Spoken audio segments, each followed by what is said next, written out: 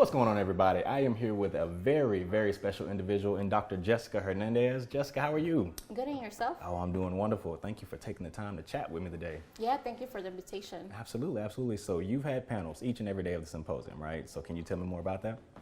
Yeah, so I actually flew in from Seattle to Wamish Lands, Coast Salish Territories, and I flew into Little Rock because I have family there. So it's been like a family event where I was able to bring my parents, also my younger brother. So it's like the second time they actually see me present in such a capacity because, you know, oftentimes the events that are centered around climate change are not necessarily community centered, so they're more academic or scientific, but you know, as we know, this one has been more community orientated, and it has kind of allowed them to also, you know, come and enjoy the panels and also other guest speakers as well. Okay. So you made a long drive. You had a long travel, but you can't beat that. You're here with family. You're here for a great celebration and a great event.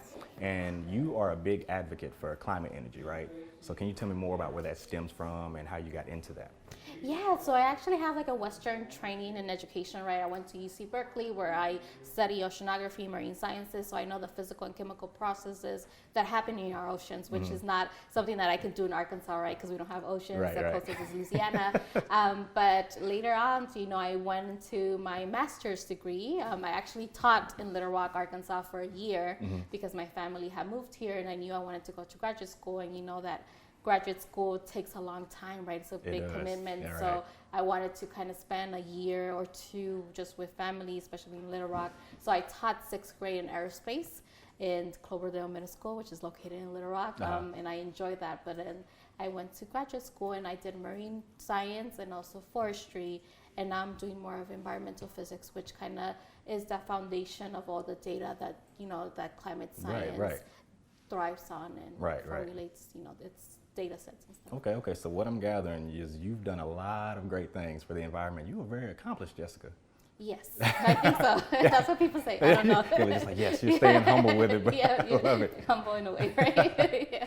So speaking of accomplishments and everything that you've done, you also have a book, right? Yes. Can you tell me more? You shout that out. You have a book. Yes, my book, it was actually, I wrote it during the pandemic. So I was kind of finishing my dissertation during the pandemic as well. And it's entitled Fresh Banana Leaves, Healing Indigenous Landscapes Through Indigenous Science. And it kind of grounds the story of my father, who was an indigenous child soldier in the Central American Civil War, which happened to be a genocide against indigenous peoples.